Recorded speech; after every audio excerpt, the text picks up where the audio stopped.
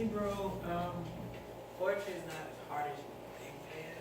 The whole thing is you just have to, like, just don't worry about it. Just write what you feel. You just worry about the edits and semantics later. But for me, I have a question before I start. You guys hear something dark? You hear something happy? What exactly do you guys hear? Alright, well, I got just the thing for you. I'm gonna start it off with this poem that I wrote. It's called Watching Reruns of Oz. I am a man. My dreams are illegal, but I push them regardless. On a daily basis, I wait for God and hear the devil. I dance in the wind and rain. I curse the sun. A person of many hats. I'm a brutalizer. I'm a bitch. I fantasize about getting killed, and I fantasize about getting kissed. My hair is nappy. My shoes are overpriced and dirty. My pants sag out of my workplace. My body is etched in ink. I am a man. I like my women tall with the eyes of witches. I like my liquor strong, sweet and standing on my stomach. My money in both 4 to 6 odd and even numbers. And my love loving me back. I am a man, straight like that.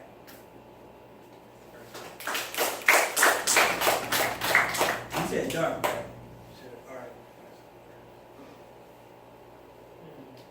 Like how though?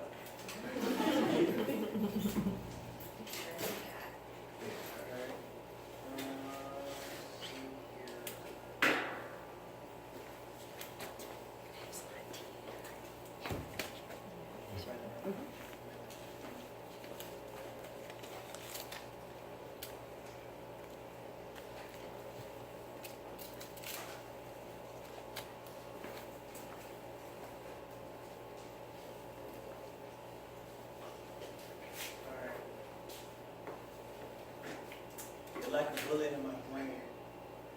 Well, you're like a bullet in my head traveling throughout my brain, picking me spots to carve your name. Chicago White Sox hats hide many things like scars, bumps, and crooked hairlines, but they don't hide pain. I wonder why you told so many lies. I wonder what I saw when I looked you dead in your eyes. What happened to you caring for me? What happened to us playing Mortal Kombat in HD? And what happened to you dancing? That's it. Anything else? You still want some more dark stuff? What, man? What's up? Yeah, give me stuff, man. I want something intense. Emotionally intense. What? I want something intense. Intense? Intense. Alright, trying to go through it. Alright, I think I got something for you. It's called Friday at 1:15 in the morning. My anger manifests in blasting my car. No, sorry, let me do that again. My anger manifests in the form of blasting my car stereo in nice neighborhoods. There is something like a 44 caliber bullet burning inside of me, and after nice sizes of Long Island iced teas, I begin to piss on your sleep. A Negro spiritual plays the role of my wardrobe. I suffered through the years and shared so many tears. Lord, I lost so many peers and shared so many tears. My sadness becomes your misery. Do you hear me? Do you see me? You got something for this rage they say is not healthy? You got something for these tears to come up out of me? Because if I can't get peace because of her, you're not going to get no peace because of me.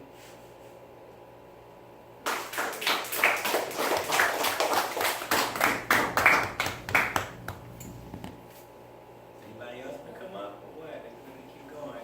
I can come up. All right. All right, Emily. Are y'all related? No. Oh, No. Okay. No. No. You feel the same energy when you guys speak. It's great.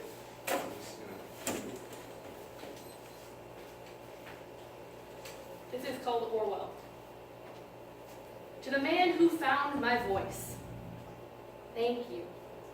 Don't get me wrong, there are many men who have contributed, who have helped mold the voice I have today, but only one man really found it. Clotted up from the hopelessness and the anger anger. Before him, I was convinced that no matter how hard I tried or how badly I wanted it, I could never be anything. Anything I said would fall on deaf ears and drift into nothingness just like I would. I was cursed to a life of mediocrity, where none of my dreams were ever accomplished because, like so many others, I gave up on them. By the time I was 16, I looked like a 30-year-old soccer mom, a fate haunting me well in advance, cursing me to a future I already didn't want. Why waste the oxygen to fuel me if I wasn't going to do anything worthwhile? I was haunted by the thought of pills by the fistful because sleep was my only escape, the only place where the heaviness that defined me did not feel so terribly out of place, where I did not feel so terribly out of place, for asking if I was the only one who noticed these things or cared. I saw the word failure carved into a girl's left arm. We were sophomores in high school and the scabs were fresh. She used to roll up her sleeves in class and no one said anything. I tried to prevent infection because my mom's a nurse and that's the only thing I could think of to do. My tongue was cut out young. Call me Coraline because my eyes were replaced, my mouth filled with sand and sewn shut. I learned what they really wanted to teach me, and if anybody else noticed that we were all being buried alive, drowned while we were told to enjoy the fresh air, they kept quiet too. The call was to crush the inquisitiveness out of us. Hello, class. The word of the day is compliance, because their words were the only ones that mattered. Nobody cared about ours. Nobody cared about mine, unless I was an inconvenience. There's no wonder there was rumors running rampant of a list of people who would not succumb to threats or arguments, who would not stifle their creativity, their personalities, or their hair, and I was never on that list. I didn't even come close. Instead, I would just watch Mary Poppins and sigh, longingly of course, as Mrs. Banks sang, "No more the meek and mild subservient sweet. We're fighting for our rights militantly." He found me in the library, a life-changing coincidence. Piercing eyes burned into my memory like a good friend's bruises as she begged me to keep quiet because it would be ignored as long as nobody complained. He found me, and I found meaning in the words etched into my eyelids, the only cure for my endless sleepwalking. It would take years for my tongue to grow back, to spit out all the sand in my mouth, to find my lost eyes, but he forced a pen into my hand, and thundering like the voice of God, he told me to speak anyway. He told me to write anyway. He told me that freedom is the right to tell people what they don't want to hear, and he told me to be free. I felt like the first prisoner to escape the cave and see the sun for the first time. I was Sisyphus cursed with awareness, doomed to repeat myself forever, only to suddenly find myself atop my mountain temple built and terrified of how to proceed. Before him I did not think, therefore I was not. I sprung fully formed from his forehead, and now when the world is quiet, I draw eyes.